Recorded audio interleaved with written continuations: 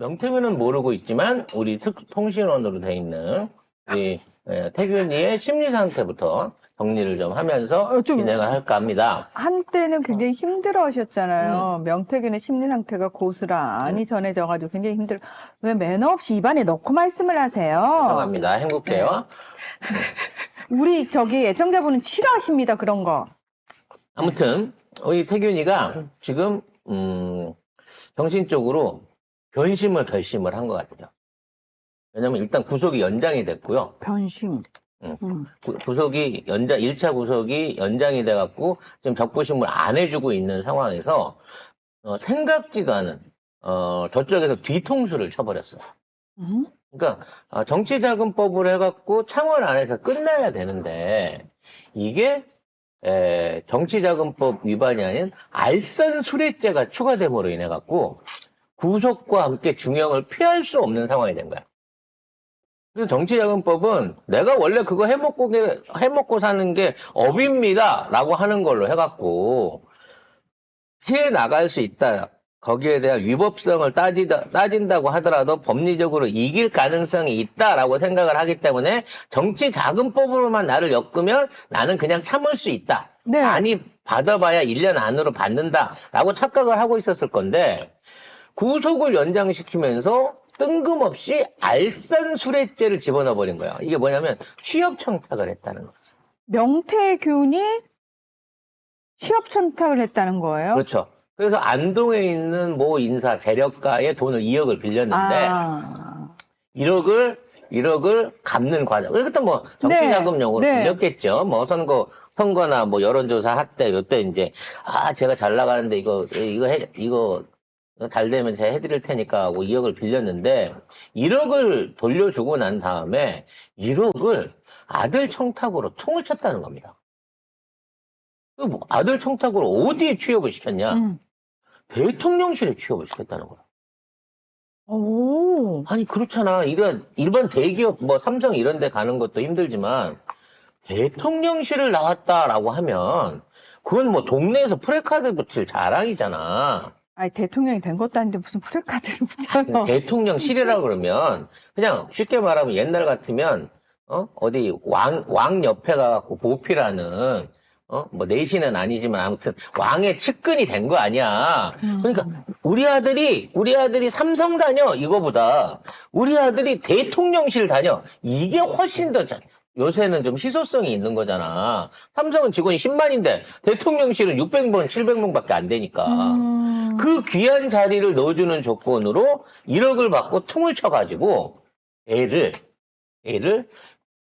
경력 조작을 해갖고 대통령실에 심어줬다는 거야. 그 얘기가 기사로 나왔나요? 나왔어요. 알선 수재. 그러니까 특정 범죄 가중 처벌법상 알선 수재. 그렇죠. 그러니까 불법으로 얘를 자기 회사 그러니까 미래한국연구소의 직원인 것처럼 만들어가지고 자기 회사의 직원인 이력을 가지고 대통령실에다 꽂아줬다는 거야. 네. 그리고 2년 반째 근무를 하고 있다는 거예요. 네. 자, 여기 보면은, 지금 기사가 나오기는 했어요. 네. 사법정의 바로 세우기 시민행동이 명태균을 고발을 하면서 뭐라고 얘기를 했냐면은, 명태균이 경북 지역 사업가인 조 씨에게 자신의 아들에 대한 인사 청탁 대가로 1억 원을 수수했고 조 씨 아들 인사 관련 청탁을 윤 대통령에게 전달을 했다. 그리고 실제 근무를 하고 있어요. 그러니까 돈 받은 대로 한 거지. 돈 받고 취업을 시킨 거지. 그래서 지금 이 조 씨 아들은 대통령직 인수위 실무위원회 임명이 됐고 올해부터는 대통령실 6급 행정직으로 채용이 돼서 근무를 하고 있다. 이러고 나오면 이제 시의원 나와도 되고, 응? 군수 나와도 되고. 이 경력을 바탕으로. 잘하면 국회의원도 낙하산으로 공천받을 수도 있는 거고, 1억이면 싸게 막힌 거지. 내가 보기엔 1억보다 더 받았을 것 같긴 해. 예? 그러니까 1억 치고는 싼 거야, 이 정도면. 1억 받고 대통령실에 꽂아주는 건 너무 싸게 싸게 해준 거지. 그러니까, 뭐랄까, 명태균의 어떤 그 할인이 있었는지 뒷돈을 더 받았는지 모르겠지만 아무튼 이런 식으로 매관매직을 한 거예요. 명태균이 나서서. 그러면 지금 대통령실에 600에서 뭐 한 800명까지 행정관이나 근무하고 있는 사람들이 있는데 저 안에 있는 명단을 공개 못하는 이유가 이런 사람이 한둘이겠느냐. 한둘이겠느냐는 거지. 그러면 진짜 1억만 받았다고 하더라도 100명만 꽂아놓으면 얼마예요? 100억이요. 100억이잖아. 아이고.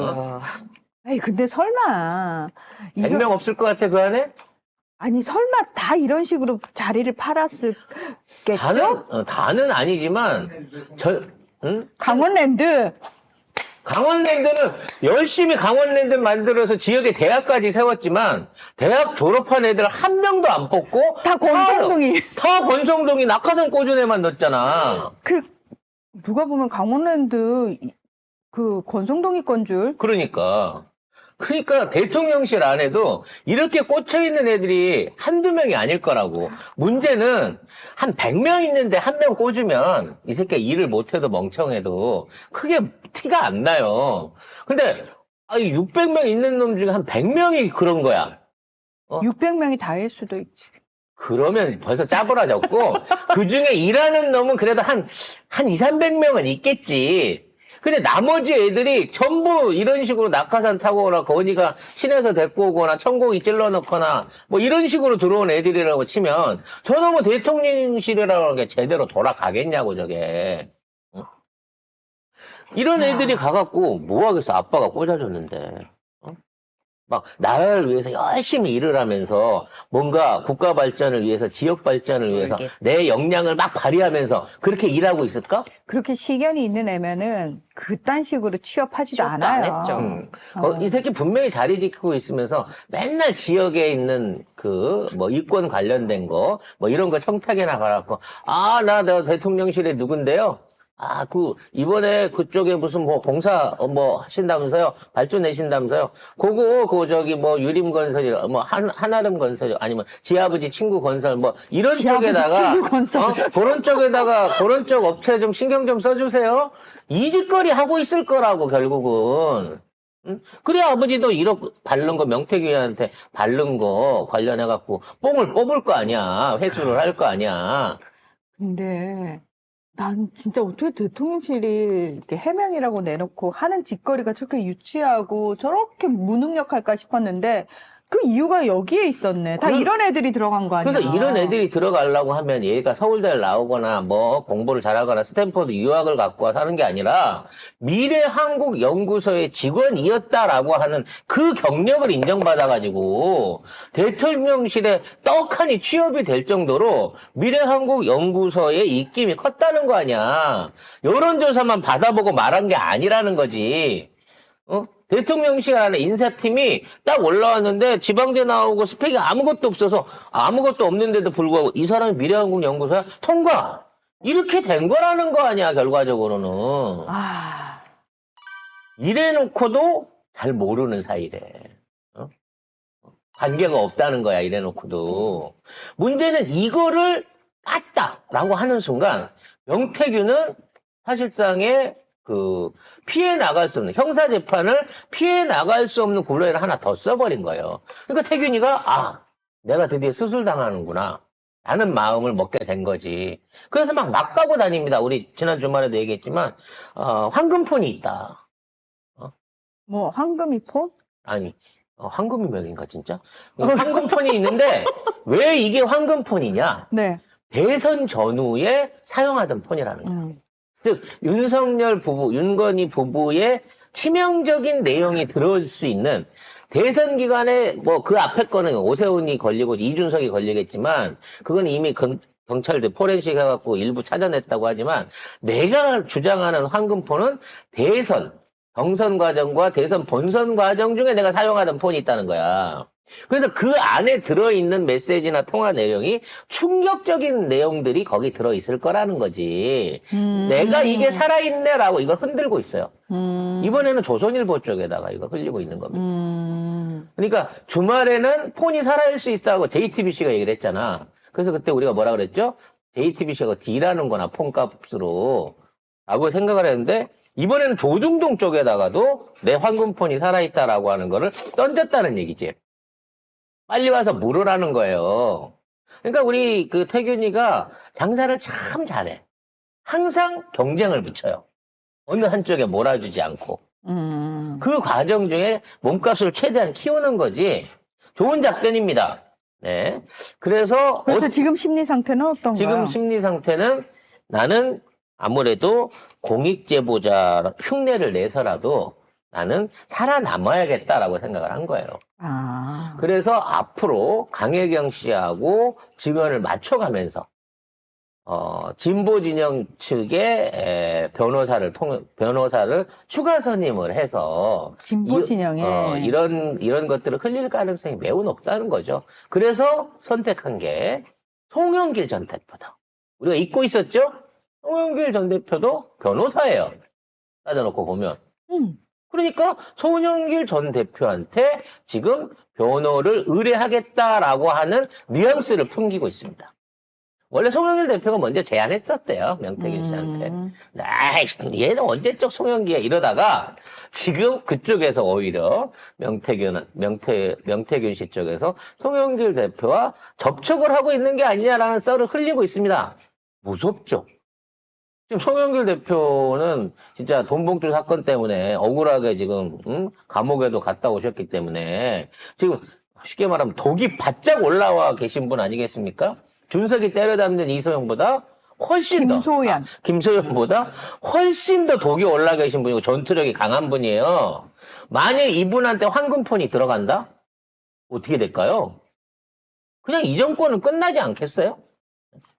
이걸 갖다가 민주당 쪽이 아닌 송영길 대표 쪽에 던진 것도 얘도 나름대로 견적을 진짜 잘 뽑아. 우리 태균이가. 그래서 아니 근데 진짜 줄까? 또 이용만 해먹고. 아니 그럴 수도 있다니까. 아까도 얘기했잖아. 양쪽에다 다 딜을 건다니까. 누구든 와라. 그래서 송영길이라고 하면 또 윤석열이 이렇게 영영 햇볕 못 보게 해버려야겠네라고 생각을 하다가도 이게 송영길한테 황금폰이 간다고 그러면 또 바짝 쫄 수 있는 거 아니에요. 왜 조선일보가 갑자기 JTBC도 아닌 조선일보가 이런 것들을 얘기를 하겠냐는 거지. 결국 양쪽에다가 다 쑤셔놓고 어느 쪽에서 딜이 들어올지를 보는 거예요. 문제는 이미 수사가 들어간 상황인 거고 지금 진행되고 있는 얘기들이 튀어나왔기 때문에 검사들도 계속해서 가야 된다는 거야. 그러니까 지난 8일 검찰 조사를 받던 중 변호인단에게 검찰에서 찾고 있는 휴대전화 갖고 있다. 대통령실과 창원지검을 상대로 나를 구속하지 않고 생계를 책임져 준다고 하면 휴대전화를 내놓을 테니 협상해달라. 이렇게 얘기를 했는데 변호인들이 이런 협상이 불가능하다고 보고 실행에 옮기지 않았다고 합니다. 왜냐면 그걸 공개적으로 문서화하거나 뭐 그런 것들을 언론에 내놓을 수가 없는 상황이기 때문에 주고 입시 처벌하면 모르는 거예요. 그러니까 그거를 변호사가 책임지고 제가 뭐 대신 용산이랑 얘기해갖고 불구속을 받아오겠습니다. 이 거래가 안 되거든 공식적으로는. 결국은 터트리느냐 안 터트리느냐의 문제일 뿐인 거지 저걸로 이미 검찰은 딜을 받아줄 마음이 없어요. 터지면 터진 만큼 파묻더라도 지금 너를 무죄로 보내줄 수는 없다라는 거야. 왜? 지금 있는 상황에서는 정치자금법이 문제되는 거 아니야. 명태균 구속이 문제되는 게 아니야. 지금 대선 관련해가지고 대선 무효가 지금 결정이 나버리게 되면 저건 다 죽는 거거든. 그래서 어떻게든 대선 무효를 피해가려고 지금 윤건희를 피해자 코스프레를 만들어야 되는 거고 그러기 위해서 지금 오세훈부터 때려나가면서 이 모든 주범은 김종인과 이준석이었다. 윤석열은 이용을 당했을 뿐이다. 라는 방식으로 프레임을 짜가고 있고 그게 순차적으로 진행이 되고 있기 때문에 결론적으로는 명태균은 피할 수 없는 사안인 거예요. 다만 최소한 여론 조작이나 선거 부정에서만큼은 빼줄 수 있지만 네가 한 짓이 그쪽으로 주범이 아닌 쪽으로 해갖고 빼줄 수는 있지만 어찌 됐거나 정치자금법에 내지는 뇌물수뢰에 대한 법은 무조건 살아야 됩니다. 그리고 금액이 1억이 넘잖아요. 최소 15년부터 시작이에요. 첫 구형이.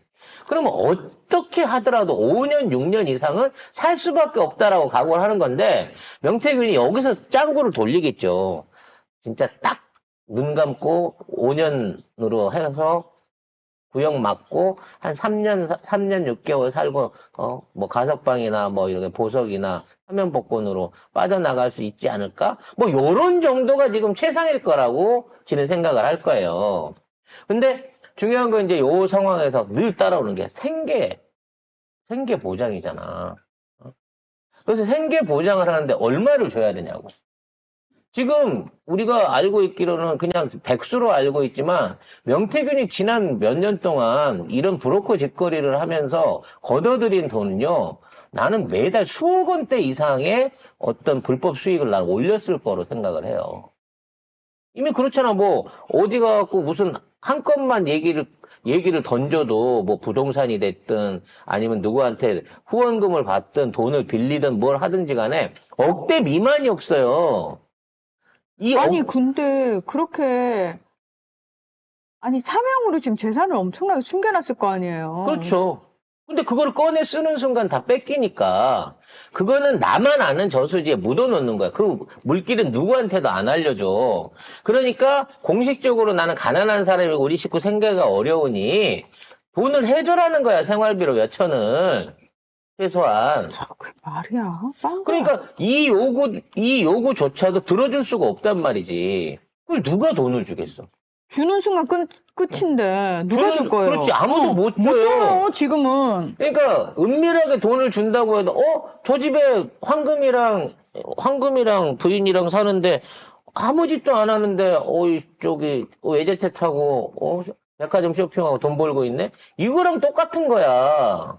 결과적으로 비자금을 꽂아주려고 하는 얘기밖에 안 되는 건데 지금 누가 지금 명태균 입장에 그거를 대신 해줄 변호사가 나오겠냐고. 결국 명태균은 터트리고 나서 공익제보자로 인정받아서 최대한 감형을 해서 나온 다음에 다시 이 사업 시작하는 거 말고는 돌이킬 길이 없어요. 왜? 윤석열, 김건희는 명태균을 가둬놓지 않으면 지금 있는 사태를 해결을 못한단 말이야. 명태균이 얼마를 받아먹었든 창원공단으로 돈을 벌어먹었든 그거는 중요치 않아. 명태균을 통해 갖고 여론 조작을 하고 그걸 통해 갖고 불법으로 당선이 됐다라고 하는 부분에 대한 죄를 벗어나야 된다는 거야. 그걸 정당하게 해야 된다는 거지. 그래서 결국 검찰도 명태균이 했던 여론 조작질 또는 그와 관련된 여론 조사 자체에는 오류는 있었으나 죄가 되진 않는다는 쪽으로 몰아갈 거예요. 왜냐면 그게 불법적이고 조작인 거고 선거를 고의적으로 방해했다라고 몰아가 버리면 이걸 이용한 윤석열, 김건희가 제일 크게 다치니까. 대신에 다른 놈들은 다쳐도 상관없다는 거죠. 오세훈이나 이준석이나 홍준표나 이런 것들은. 그래서 걔네들을 희생양으로 던져주고 윤석열은 빠져나오려고 하는 방식으로 이미 투가 들어갔기 때문에 더 이상의 딜은 안 된다는 거예요. 명태균 입장에서는. 그래서 한 5년에서 10년 살 각오를 하느냐, 그리고 거기에 맞춰가지고, 얼마만큼의 비자금을 주느냐, 보장을 해주느냐에 따라서 명태균의 태도는 바뀔 걸로 보여집니다. 하지만 중요한 거, 저쪽이 딜을 치지 않습니다. 특히나, 김건희가 돈을 준다? 입막음 하는 조건으로 명태균한테 우리 황금이랑 먹고 살고 쓰시게끔 하기 위해서 현찰을 준다? 절대 김건희 상식으로는 있을 수 없는 일이기 때문에 명태균은 지금 있는 상황에서 터트리는 쪽을 선택할 가능성이 저는 점점 더 높아지고 있다고 생각하고요. 아마도 다음 주쯤에는 그러한 결과에 따른 이 황금폰의 내용들이 흘러나올 것으로 예측이 됩니다.